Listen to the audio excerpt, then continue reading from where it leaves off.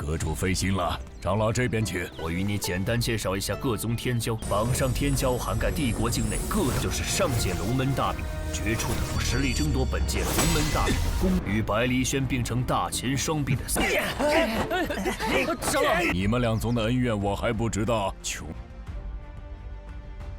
Hola semuanya, bagaimana nih kabar kalian? Semoga kalian dalam keadaan baik-baik saja, sehat selalu, serta dilancarkan rezekinya ya guys.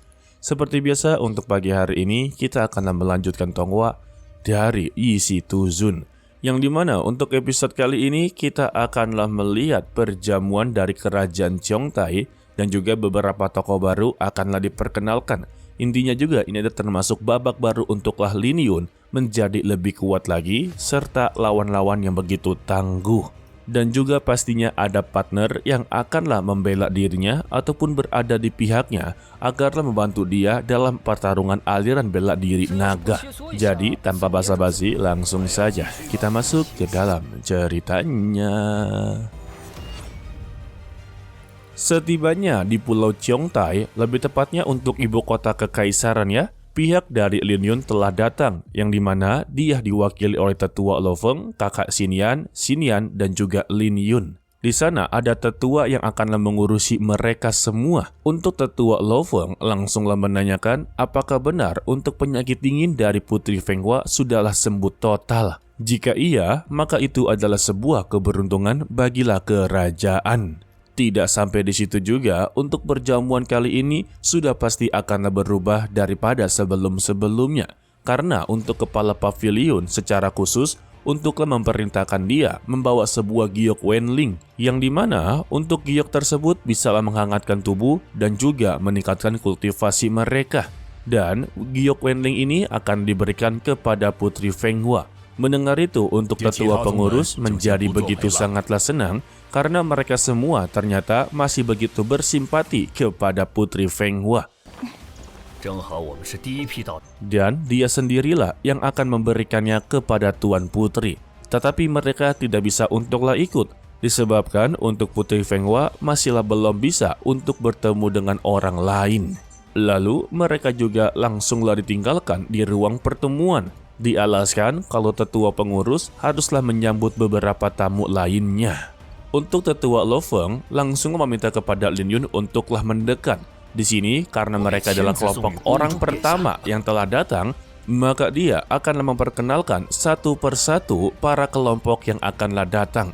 Contoh pertamanya untuk Lin Yun seharusnya sudahlah tahu mereka ini berasal dari sekte Xuantian. Dan untuk sekte Xuantian kali ini diwakili oleh Tianzhou Hanggam, dan dia juga memiliki tinju naga harimau sama seperti Lin Yun ya. Dan di sampingnya adalah Wang Han yang begitu sangatlah angkuh, tetapi dia berada di urutan ketiga.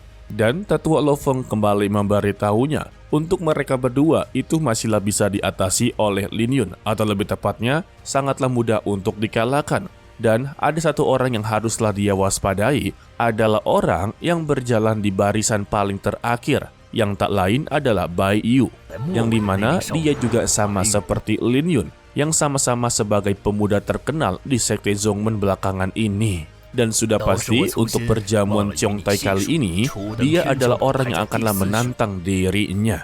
Karena semua orang sudahlah tahu tentang kemampuan dari Lin Yun, serta penasaran bagaimana cara mereka untuklah mengalahkan dirinya.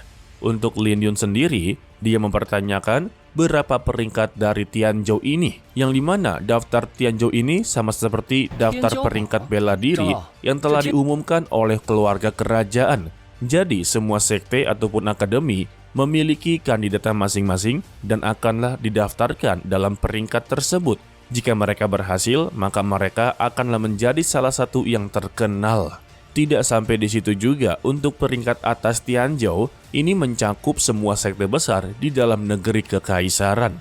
Dan cara untuk merebut posisi tersebut, ya mereka hanya perlu untuklah menantang yang lebih kuat saja. Mereka tidak bisa untuklah menantang yang setara. Contohnya, Lin Yun berada di urutan kedua, sedangkan untuk Bai Yu berada di urutan ketiga. Maka Bai Yu bisalah menantang Lin Yun, tetapi Lin Yun sama sekali tidaklah bisa menantang Bai Yu. Begitu ya guys. Jika dari 10 peringkat Tianzhou, mereka sudah berada di puncak paling teratas dan bisa untuklah mengalahkan paling teratasnya lagi yang disebut sebagai 8 tuan muda, maka mereka akanlah masuk ke dalam kelompok tersebut. Waduh, udah daftar peringkat Tianzhou, di atasnya lagi ada pasukan 8 tuan muda. Lalu untuk mereka bertiga malah mencoba untuklah memprovokasi Lin Yun. Tampaknya dia tidak sesuai yang dirumorkan. Dia terlihat begitu sangatlah lemah.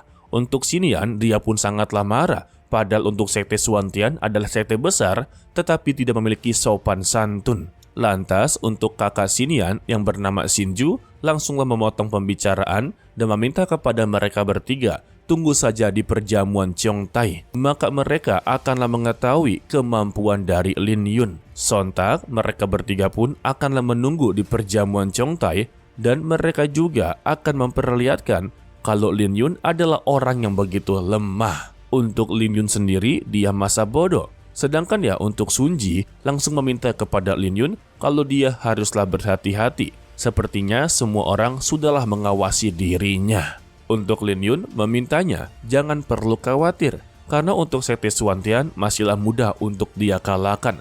Tetapi tidak untuk Tuan Liu Yu yang sebelumnya itu sangatlah sulit untuk dikalahkan. Lantas tetua Lo Feng memberitahunya kalau Tuan Liu Yu bukanlah berasal dari Sekte Xuantian. Memang dulunya dia pernah belajar dari Sekte Xuantian, tetapi aslinya dia sama sekali tidaklah terikat dengan Sekte Xuantian. Lalu tetua Lo Feng kembali memperkenalkan kalau kelompok yang berbaju ungu ini berasal dari Gunung Moye. Dan juga di sana ada 3 orang yang bernama Feng Hoyu, Xi Xueyi, dengan Bai Li Xuan. Yang dimana mereka bertiga juga haruslah diwaspadai oleh Lin Yun. Kabarnya jiwa bela diri mereka ini benar-benar begitu sangatlah luar biasa. Lalu datanglah seorang pria berbaju hitam dengan memperkenalkan namanya sebagai Yue Qing dari camp strategi. Alasan dia memperkenalkan dirinya serta memperingati kepada Lin Yun kalau dia akan memberikan sebuah pelajaran kepada dirinya di perjamuan Chongtai nantinya. Alasan dia melakukan ini karena sebelumnya dia telah mempermalukan Nona Zhenhu di Sekte Xuanling. Lalu datanglah musuh bebuyutan dari tetua Lo Feng. Untuk muridnya ini sebenarnya sudah saling mengenal, yang dimana untuk murid tersebut pernah diselamatkan oleh Lin Yun waktu berada di hutan darah iblis. Dan tetua ini bernama Wen Yanpo. Untuk tetua Wen langsunglah mencoba untuklah menyinggungnya. Bagaimana dengan tamparan dia sebelumnya? Apakah itu sudah cukup untuklah mempermalukan dirinya? Dan tetua Lo Feng kembali menjawabnya kalau tamparan dia begitu sangatlah lemah dan tidak mungkin bisa untuklah mempermalukan dirinya. Lantas tetua Wen meminta kepada dia untuklah turun ke arena, maka dia akanlah meladeninya. Sehingga mereka berdua pun langsunglah berdebat seperti anak kecil. Beruntungnya saja untuk murid-muridnya langsunglah menghentikan tindakan mereka berdua. Begitu juga dengan tetua pengurus meminta kepada mereka janganlah bertarung. Jika ketahuan bertarung di Pulau Chongtai, maka mereka akanlah mendapati hukuman yang begitu berat. Dan dia sama sekali tidak bisa untuklah menolongnya. Mendengar itu, tetua Wen langsunglah pergi dari sana. Dan untuk tetua Lo Feng meminta maaf atas kegaduhan tersebut, karena untuk tetua Wen tiba-tiba membuat sebuah keributan tanpa jelas sama sekali. Untuk tetua pengurus tidak begitu mempermasalahkannya. Ditambah dia juga tidaklah tahu dendam mereka berdua. Hanya saja permintaan dia kepada tetua Lo Feng, jangan coba-coba untuklah membuat masalah sebelum perjamuan Chongtai. Jika tidak, maka dia sama sekali tidak bisa untuklah menanggungnya. Apalagi untuk dirinya, hanya sebagai tetua pengurus, tidak bisa untuklah menolong mereka untuklah keluar dari masalah tersebut. Ya, intinya jika kalian mencari masalah sebelum perjamuan Chongtai, maka kalian akanlah mendapati sebuah konsekuensi yang besar. Tidak lama dari itu juga, mereka semua dikejutkan, ternyata untuk Lin Yan telah datang, terutama untuklah Lin Yun, mempertanyakan bagaimana bisa dia datang untuklah ke perjamuan Chongtai. Padahal mereka ini berasal dari sekte yang sama. Lantas, Lin Yan pun langsunglah memberitahu kalau dia sama sekali tidaklah terikat dengan sekte Swanling. 我就知道，听林大哥的实力。 Tetapi dia terikat dengan pavilion pedang dan dia datang untuklah mewakili pavilion pedang.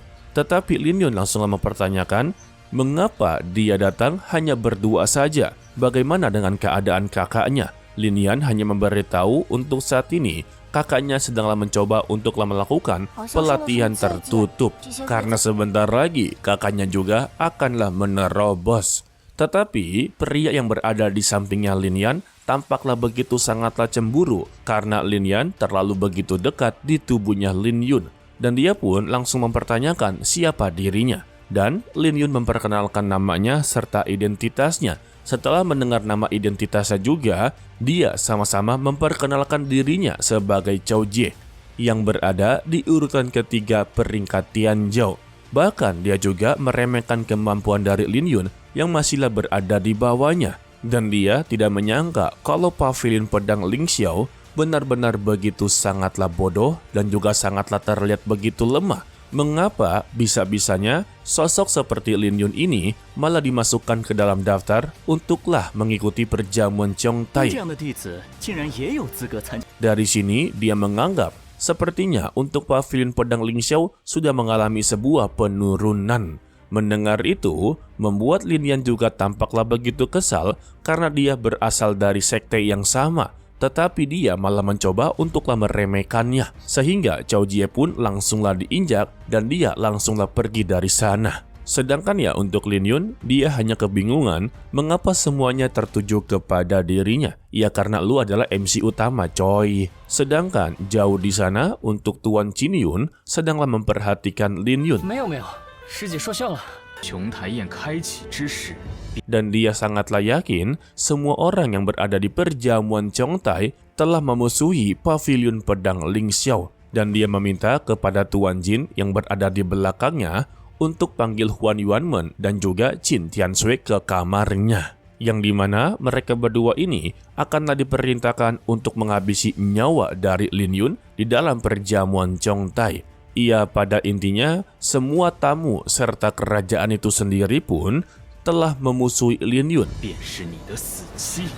dan berniat untuklah menghabisi nyawanya karena posisi dari Qin Yun jika Lin Yun menjadi lebih kuat maka dialah yang akan tergantikan posisinya.